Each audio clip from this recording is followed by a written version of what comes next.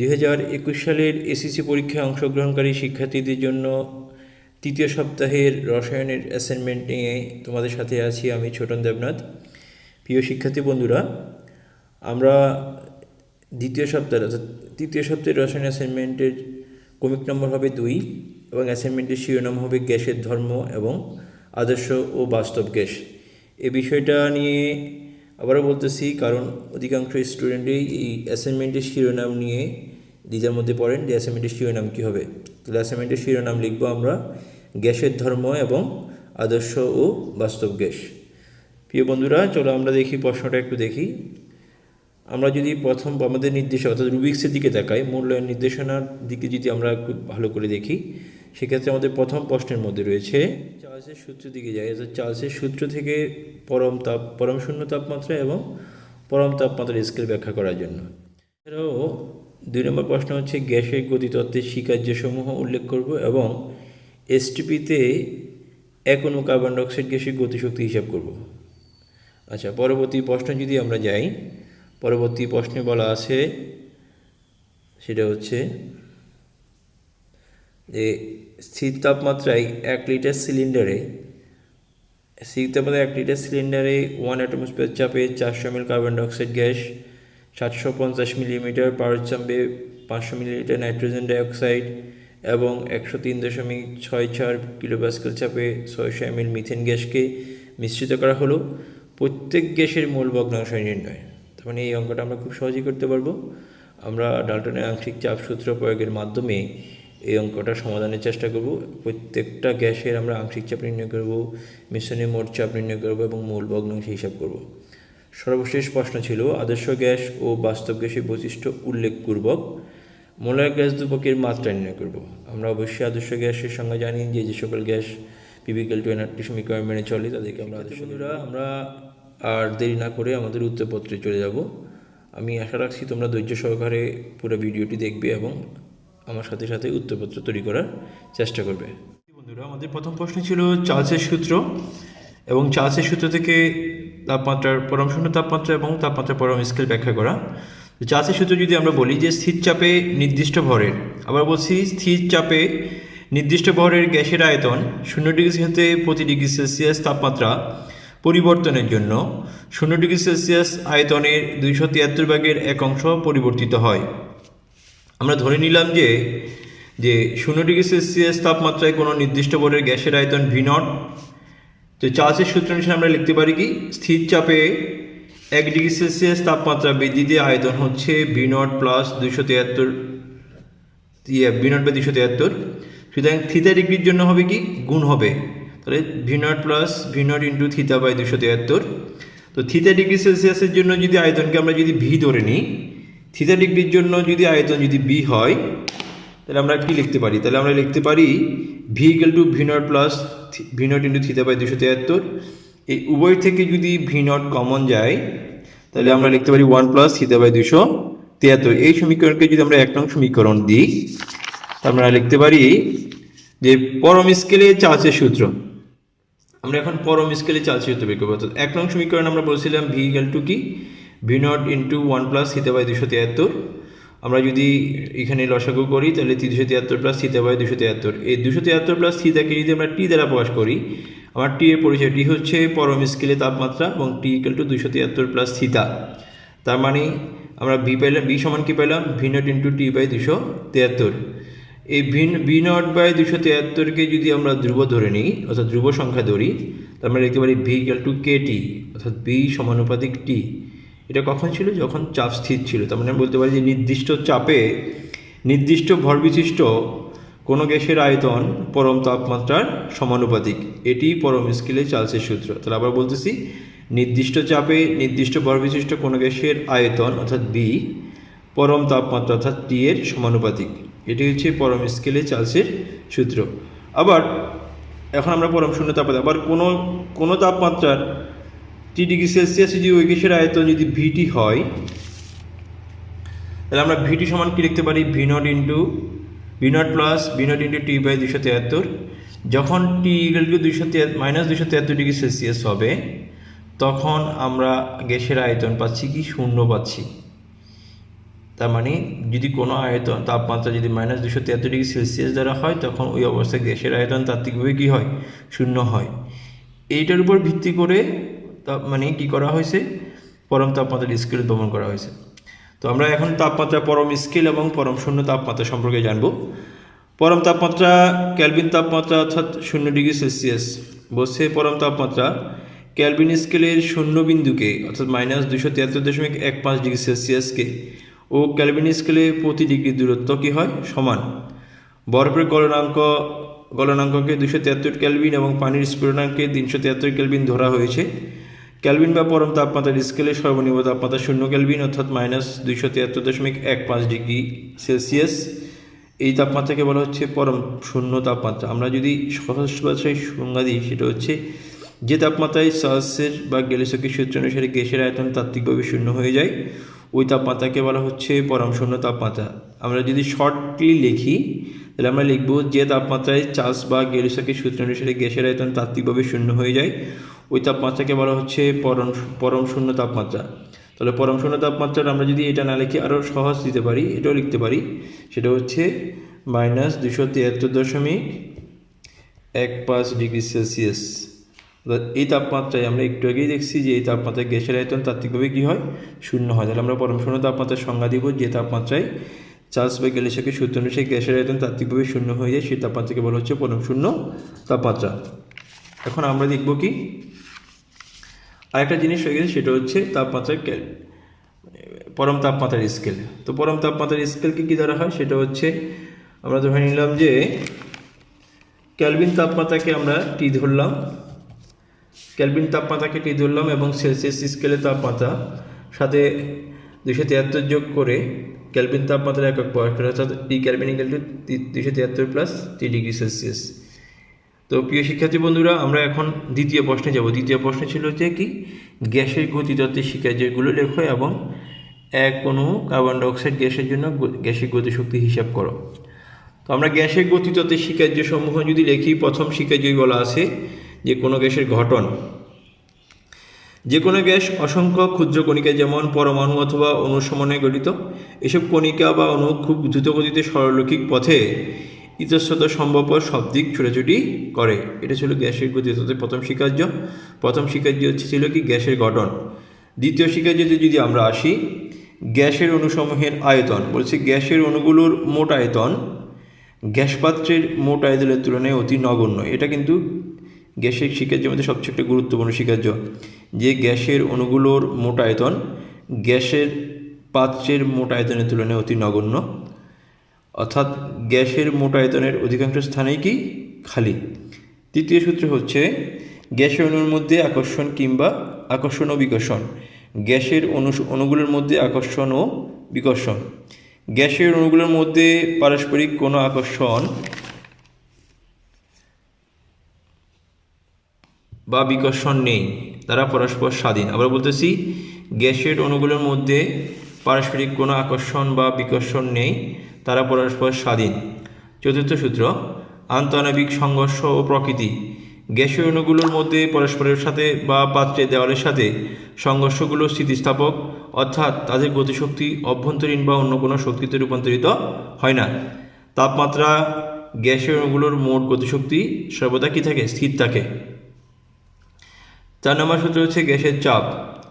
অবিরাম স্থিতিস্থাপক সংঘর্ষের মাধ্যমে গ্যাসাধারের দেওয়ালে প্রতি একক ক্ষেত্রফলে গ্যাস অণুগুলো প্রয়োগকৃত বলকে গ্যাসের চাপ বলে। আবার বলছি, অবিরাম স্থিতিস্থাপক সংঘর্ষের মাধ্যমে গ্যাসাধারের দেওয়ালে প্রতি একক ক্ষেত্রফলে গ্যাস অণুগুলো প্রয়োগকৃত বলকে গ্যাসের চাপ বলে। চতুর্থ সূত্র গেল। এর পঞ্চম সূত্র গ্যাসীয় অণুগুলোর গতিশক্তি। গ্যাসের অণুগুলোর গড় গতিশক্তি সংশ্লিষ্ট গ্যাসের কেলভিন তাপমাত্রার সমানুপাতিক। এটাও একটা গুরুত্বপূর্ণ সূত্র। গ্যাসের অণুগুলোর গড় গতিশক্তি সংশ্লিষ্ট গ্যাসের কেলভিন তাপমাত্রার সমানুপাতিক। প্রিয় শিক্ষার্থীরা, পরবর্তী প্রশ্ন ছিল যে এক অণু, পরবর্তী প্রশ্ন ছিল এক অণু কার্বন ডাইঅক্সাইড। পরবর্তী প্রশ্ন ছিল যে এক অণু কার্বন ডাইঅক্সাইড গ্যাসের গতিশক্তি হিসাব করো। তো আমরা প্রথমে কি করব? একটি অণুর গতিশক্তির সূত্র লিখব যে ইকে সমান কি? একে সমান 3RT/2Na। এখানে আর হচ্ছে মোলার গ্যাস ধ্রুবক, আর এর মান হচ্ছে 8.314 জুল ফর কেলভিন পার মোল। যেহেতু এসটিপি বলছে, এসটিপি মানে প্রমাণ তাপমাত্রা 0°C এগুলো 273 কেলভিন। আর এনএ হচ্ছে অ্যাভোগাড্রোর সংখ্যা 6.023 × 10⁻²3। এই মানগুলো যদি আমরা এই সমীকরণে বসাই তাহলে আমরা পাবো কি 5.652 × 10⁵ জুল। এটা হচ্ছে একটি কার্বন ডাইঅক্সাইড অণুর গতিশক্তি, অর্থাৎ এক অণু কার্বন ডাইঅক্সাইডের। আমরা পরবর্তী প্রশ্নে চলে আসছি। পরবর্তী প্রশ্ন যদি আমরা আবার পড়ি, সেটা ছিল যে 1 লিটারের একটা পাত্র আছে, ওই পাত্রের মধ্যে এই 1 অ্যাটমসফিয়ার চাপে 400 ml carbon dioxide gas, 750 millimetre পার চাপে 500 millilitre nitrogen dioxide gas, 103.64 kilopascal চাপে 400 ml মিথেন গ্যাসকে কী করা মিশ্রিত করা হলো। আমাদেরকে বের করতে বলছে এই প্রত্যেকটা গ্যাসের মোল ভগ্নাংশ নির্ণয় করার জন্য। তার আগে আমাদেরকে আরও দুটো জিনিস বের করতে হবে। এই প্রত্যেকটা গ্যাসের আমরা আংশিক চাপ বের করব এবং মিশ্রণের মোট চাপ বের করব, এবং পরে আমরা ডাল্টনের আংশিক চাপ সূত্র প্রয়োগের মাধ্যমে প্রত্যেকটা গ্যাসের কী বের করব, মোল ভগ্নাংশ বের করব। তো আমরা যদি প্রথমে চলে আসি, এখানে একটা জিনিস বোঝা আছে, সেটা হচ্ছে যেমন এখানে চাপ দেওয়া আছে অ্যাটমসফিয়ার এককে, এখানে দেওয়া আছে মিলিমিটার পার চাপে, এখানে দেওয়া আছে কিলোপ্যাসকেলে। তোমরা চাইলে যে কোনো একটা এককে কনভার্ট করে নিতে হবে, হয় অ্যাটমসফিয়ারে নিবা, কিংবা মিলিমিটার পার চাপে নিবা, অথবা কিলোপ্যাসকেলে নিবা। তো আমরা কি করলাম, এখানে আমরা এই সবগুলোকে অ্যাটমসফিয়ারে কনভার্ট করলাম। তো কার্বন ডাইঅক্সাইড গ্যাসের ক্ষেত্রে আমরা কি লিখতে পারি, চাপ P1 = 1 atmosphere, আয়তন B1 = 400 মিলিলিটার। এরপর হচ্ছে নাইট্রোজেন ডাইঅক্সাইড গ্যাসের জন্য, নাইট্রোজেন গ্যাসের চাপ P2 750 মিলিমিটার মার্কারি পারস্তম্ভের চাপ। এটাকে আমরা কি করলাম, এটাকে আমরা এই 750 মিলিমিটার যে পারস্তম্ভের চাপ ছিল, এটাকে আমরা 760 দিয়ে ভাগ করে নিলাম। 760 দিয়ে ভাগ করলে কি হবে, সেটা অ্যাটমসফিয়ার এককে কনভার্ট হবে। অর্থাৎ আমরা এই মিলিমিটার মার্কারিকে অ্যাটমসফিয়ারে কনভার্ট করতে গেলে 760 দিয়ে ভাগ, 760 দিয়ে ভাগ করলে আমরা পাবো কত, 0.98 অ্যাটমসফিয়ার পাবো। এবং এই অবস্থায় আয়তন দেওয়া আছে কত, 500 ml। পরবর্তী আরেকটা গ্যাস আছে, সেটা হচ্ছে কি মিথেন গ্যাস। মিথেন গ্যাসের ক্ষেত্রে প্রশ্নে মিথেন গ্যাসের ক্ষেত্রে চাপ দেওয়া আছে কত, 103.64 কিলোপ্যাসকেল। এটাকে আমরা ঠিক একইভাবে অ্যাটমসফিয়ারে কনভার্ট করলাম, কত দিয়ে ভাগ করে, আমরা 101.325 101.325 দ্বারা আমরা এটাকে কী করলাম, ভাগ করলাম 2 অ্যাটম, এবং আয়তন দেওয়া আছে কত, 600 ml। তো মিশ্রণের মোট প্রশ্ন একটা জিনিস দেওয়া ছিল, মিশ্রণের মোট আয়তন, সেটা হচ্ছে 1 লিটার। যেহেতু আমরা আয়তনগুলোকে সবগুলোকে মিলিমিটারে রাখছি, এই জন্য মিশ্রণের মোট আয়তনকে আমরা মিলিমিটার এককে কনভার্ট করে নিব। এই অবস্থায় আমরা এখন কি করব, কার্বন ডাইঅক্সাইড প্রত্যেকটা গ্যাসের জন্য আংশিক চাপ বের করব। কার্বন ডাইঅক্সাইডের আংশিক চাপ সূত্র কি, আংশিক চাপ সমান হচ্ছে যে উপাদানটা আছে, অর্থাৎ কার্বন ডাইঅক্সাইডের চাপ এবং আয়তনকে মিশ্রণের মোট আয়তন দ্বারা ভাগ করব। চাপ এবং আয়তনের গুণফলকে মোট আয়তন দ্বারা ভাগ, তার মানে চাপ ছিল কার্বন ডাইঅক্সাইডের চাপ ছিল 1 অ্যাটমসফিয়ার, তারপরে তোমার আয়তন ছিল 400 ml, ভাগ করছি কত দ্বারা, 1000 দ্বারা ভাগ করলে 0.4 অ্যাটমসফিয়ার। আমরা যেটা এখানে সরাসরি আনসারটাই বসাইলাম, এই 0.4 অ্যাটমসফিয়ার। একইভাবে নাইট্রোজেন ডাইঅক্সাইড গ্যাসের জন্য যদি আংশিক চাপ বের করি, P of nitrogen dioxide = P2V2/B। আমার P2 মান ছিল, P2 কত ছিল, P2 ছিল 0.98 ইন্টু V2 হচ্ছে 500 ml, আর আয়তন হচ্ছে 1000। যদি ভাগ করা হয় আমরা পাবো কত, 0.49 অ্যাটমসফিয়ার পাবো। একইভাবে মিথেন গ্যাসের জন্য P3 ছিল কত, P3 ছিল 1.022, এবং আয়তন ছিল কত, আয়তন ছিল 600, ভাগ করব কত দ্বারা, 1000 দ্বারা, আমরা পাবো কত পাবো, 0.6132 অ্যাটমসফিয়ার পাবো। এই ছিল মিশ্রণের প্রত্যেকটা গ্যাসের আংশিক চাপ, অর্থাৎ কার্বন ডাইঅক্সাইডের আংশিক চাপ, নাইট্রোজেন ডাইঅক্সাইডের আংশিক চাপ, মিথেন গ্যাসের আংশিক চাপ। আমরা জানি আংশিক চাপ সূত্রতে আমরা পড়ে আসছি যে নির্দিষ্ট তাপমাত্রায় বিক্রিয়াহীন কোনো গ্যাস মিশ্রণের মোট চাপ ওই তাপমাত্রায় তার উপাদান গ্যাসসমূহের আংশিক চাপসমূহের যোগফলের সমান। তার মানে মিশ্রণের মোট চাপ হবে কি, প্রত্যেকটা গ্যাসের আংশিক চাপের যোগফলের সমষ্টি। তাহলে মিশ্রণের মোট চাপ যদি আমরা লিখি P সমান P of carbon dioxide plus P of NO2 plus P of methane, যদি যোগ করা হয় তাহলে আমরা পাবো 1.5032 অ্যাটমসফিয়ার। এই ছিল মিশ্রণের মোট চাপ। পরবর্তী কাজ কি? পরবর্তী কাজ হচ্ছে প্রত্যেকটা উপাদানের আমরা আংশিক চাপ নির্ণয় করব। আমরা আংশিক চাপ নির্ণয়ের একটা সূত্র জানি, সেটা তাও ডাল্টনের আংশিক চাপ সূত্র থেকে পেয়েছি যে আংশিক চাপ সমান কি? মূল ভগ্নাংশ ইন্টু মোট চাপ। তাহলে আংশিক চাপ সূত্র কি? আংশিক চাপ নির্ণয়ের সূত্র হচ্ছে মূল ভগ্নাংশ ইন্টু মোট চাপ। এখান থেকে যদি মূল ভগ্নাংশ সমান বের করতে চাই, তাহলে আংশিক চাপকে মোট চাপ দ্বারা কী করতে হবে? ভাগ করতে হবে। এখন আমরা যেহেতু আমাদের প্রত্যেকটা উপাদানের কি আছে? আংশিক চাপ আছে, এবং আমরা মিশ্রণের মোট চাপও জানি, তার মানে আমরা প্রত্যেকটা উপাদানে কি বের করতে পারবো? মূল ভগ্নাংশ বের করতে পারবো। তো কার্বন ডাইঅক্সাইড গ্যাসের যদি মূল ভগ্নাংশ বের করতে চাই, সেটা হচ্ছে এক্স অফ কার্বন ডাইঅক্সাইড। তো কার্বন ডাইঅক্সাইডের মূল সংখ্যা ছিল, আংশিক চাপ ছিল 0.4, আর মিশ্রণের মোট চাপ ছিল 1.5032। যদি আমরা করি তাহলে পাবো 0.266। একইভাবে যদি আমরা NO2 এর জন্য বের করি পাবো 0.3259, এবং যদি মিথেনের জন্য বের করি পাবো 0.4079 মোল। তো আমরা সুতরাং আরেকটা লাইন দিয়ে দেখব। সুতরাং কার্বন ডাইঅক্সাইড, নাইট্রোজেন ডাইঅক্সাইড এবং মিথেন গ্যাসের মূল ভগ্নাংশ যথাক্রমে 0.266 মোল, 0.3259 মোল, 0.40। যাচ্ছি পরবর্তী প্রশ্ন ছিল কি? ঘতে ছিল যে আদর্শ গ্যাস এবং বাস্তব গ্যাসের বৈশিষ্ট্য নির্ণয় করো এবং মোলার গ্যাস ধ্রুবক আর এর মাত্রা নির্ণয় করো। তো আমরা প্রথমে যদি মোলার গ্যাস ধ্রুবক আর এর মাত্রা নির্ণয় করতে চাই, আমরা আদর্শ গ্যাসের সমীকরণ থেকে আমরা জানি পিভি সমান কি? nRT।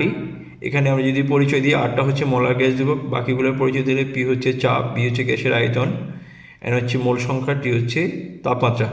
তো এখান থেকে আর সমান পিবি বাই এনটি। আমরা যদি বসাই P into V 1/n into 1/t। P মানে হচ্ছে চাপ বসাইলাম, বি মানে হচ্ছে গ্যাসের আয়তন বসাইলাম, এন মানে হচ্ছে মোল সংখ্যা, টি মানে হচ্ছে কেলভিন তাপমাত্রা। আমরা জানি চাপ সমান সূত্র, আমরা জানি চাপ সমান কি? বল বাই ক্ষেত্রফল, অর্থাৎ দৈর্ঘ্য স্কয়ার। আর আয়তন সমান কি? দৈর্ঘ্য গুণ প্রস্থ গুণ উচ্চতা, তার মানে দৈর্ঘ্য কিউব ইন্টু 1/, মোল সংখ্যা ইন্টু 1/, কেলভিন। যদি কাটা যায় তাহলে থাকে কি? বল ইন্টু দৈর্ঘ্য, আর নিচে থাকে মোল সংখ্যা ইন্টু কেলভিন। তার মানে কি থাকে? বল ইন্টু দৈর্ঘ্য আর মোল সংখ্যা ইন্টু কেলভিন। তো এই সময় আমরা বল ইন্টু দৈর্ঘ্য মানে তো কাজ, এরপরে হচ্ছে পার মোল পার কেলভিন। এখান থেকে আমরা মাত্রাটা পাইলাম কি? ml স্কয়ার পার টি স্কয়ার ইন্টু পার থিটা ইন্টু পার মোল। আমরা এটা কীভাবে পাইছি যদি একটু দেখানোর চেষ্টা করি। আমরা বলছি কাজ মানে বল ইন্টু দৈর্ঘ্য। আমরা জানি বল সমান কি? বল সমান হচ্ছে ভর ইন্টু ত্বরণ ইন্টু দৈর্ঘ্য, ভর ইন্টু ত্বরণ সমান কি? ত্বরণ সমান হচ্ছে বেগ বাই সময় ইন্টু দৈর্ঘ্য, ভর ইন্টু বেগ সমান হচ্ছে সরণ বাই সময়। তার মানে নিচে সময় হচ্ছে কয়টা? 2টা, সময় স্কয়ার ইন্টু দৈর্ঘ্য। আমরা জানি ভরের মাত্রা হচ্ছে m, সরণের মাত্রা হচ্ছে l, যেহেতু দৈর্ঘ্যের মাত্রাও l মানে l স্কয়ার, সময়ের মাত্রা t তার মানে পার টি স্কয়ার। আমরা পাইলাম এখানে কিসের মাত্রা? এটা হচ্ছে কাজের মাত্রা। তাহলে কাজের মাত্রা কি? ml স্কয়ার পার টি স্কয়ার। আর ক্যালভিনের মাত্রা হচ্ছে থিটা, তার মানে পার থিটা, আর মোলের মাত্রা তো মানে পার মোল। তার মানে আমরা এই যে গ্যাস ধ্রুবক আর কী পাইলাম? আরে মাত্রা পেলাম ml স্কয়ার পার টি স্কয়ার পার থিটা পার মোল। প্রিয় শিক্ষার্থী বন্ধুরা, আমাদের এখন আরেকটা প্রশ্ন রয়ে গেছে, আদর্শ গ্যাস ও বাস্তব গ্যাসের বৈশিষ্ট্য উল্লেখ করা এবং সেই সাথে মোলার গ্যাস ধ্রুবক আর এর মাত্রা নির্ণয় করা। আমরা অলরেডি আর এর মাত্রা নির্ণয় করেছি। এখন আদর্শ গ্যাসের বৈশিষ্ট্য যদি আমরা লিখতে চাই, প্রথম বৈশিষ্ট্য লিখব যে যেসব গ্যাস বয়েল সূত্র এবং চার্লস সূত্র মেনে চলে তাদেরকে আদর্শ গ্যাস বলে। আণবিক আকর্ষণের যদি বলি যে আদর্শ গ্যাসের অণুসমূহের মধ্যে কোনো আকর্ষণ বিকর্ষণ নেই। অণুসমূহের আয়তন যদি বলা হয় যে আদর্শ গ্যাসের অণুগুলোর মোট আয়তন গ্যাস দ্বারা দখলকৃত আয়তনের তুলনায় নগণ্য, তা হিসেব করা যায় না। আরেকটা বৈশিষ্ট্য হচ্ছে আদর্শ গ্যাসের সমীকরণ অর্থাৎ আদর্শ গ্যাস সমূহ পিভিক্যাল টু এনআরটি সমীকরণ মেনে চলে। অভ্যন্তরীণ শক্তি যদি বলা হয় যে আদর্শ গ্যাসের অভ্যন্তরীণ শক্তি গ্যাসের আয়তনের উপর নির্ভরশীল নয়। সংকোচনশীলতা গুণাঙ্ক যদি বলা হয় আদর্শ গ্যাসের বেলায় সংকোচনশীলতা গুণাঙ্কের মান হচ্ছে 1। এখন আমরা যদি বাস্তব গ্যাসের বৈশিষ্ট্যে আসি, যে যেসব গ্যাস বাস্তবে পাওয়া যায় যেমন অক্সিজেন, নাইট্রোজেন, হাইড্রোজেন এবং যে গ্যাসগুলো গ্যাসের সূত্রসমূহ অর্থাৎ বয়েল, চার্লস এবং অ্যাভোগাড্রো সূত্র মেনে চলে না, তাদেরকে আমরা বলবো বাস্তব গ্যাস। বাস্তব গ্যাসের অণুসমূহের মধ্যে আকর্ষণ বিকর্ষণ বল বিদ্যমান। বাস্তব গ্যাসের অণুসমূহের মোট আয়তন গ্যাস পাত্র দ্বারা দখলকৃত আয়তনের তুলনায় নগণ্য নয়, তাই আয়তন হিসাব করা যায়। বাস্তব গ্যাস ভ্যান ডার ওয়ালস সমীকরণ মেনে চলে, অর্থাৎ P plus N square A by V square B minus N D equal to NRT সমীকরণ মেনে চলে। বাস্তব গ্যাসের অভ্যন্তরীণ শক্তি গ্যাসের আয়তনের উপর নির্ভরশীল। বাস্তব গ্যাসের বেলায় সংকোচনশীলতা গুণাঙ্ক জেডের মান হাইড্রোজেন হিলিয়ামের ক্ষেত্রে 1 অপেক্ষা বেশি এবং কার্বন ডাইঅক্সাইড নাইট্রোজেন এবং মিথেন বেলায় 1 অপেক্ষা কম। এই ছিল আদর্শ গ্যাস এবং বাস্তব গ্যাসের বৈশিষ্ট্য।